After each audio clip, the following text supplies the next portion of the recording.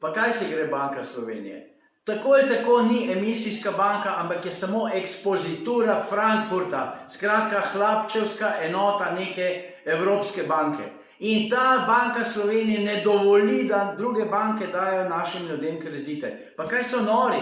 Jasno, da unim se fočka pri tolkem denarju, pri milijonih, ki se jih vsako leto razdelijo kot nagrado, je za njih vse eno, ali si lahko ena uboga družina privošči kredit ali si ga ne more. Pa kaj se gremo? Slabši smo kot Venezuela.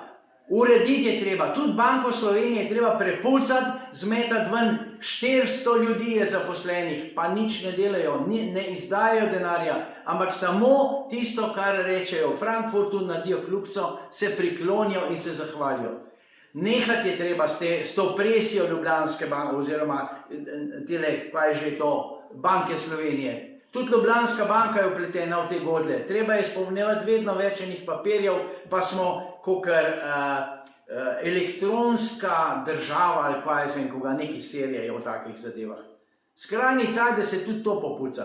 Predvsem pa, fantje v Banki Slovenije, delajte za Slovenijo. V nazivu imate Banka Slovenije, ne pa Banka Nemčije ali pa Deutschland über alles ali pa ne vem koga. Tudi če imate to v glavah, to v Sloveniji ne gre.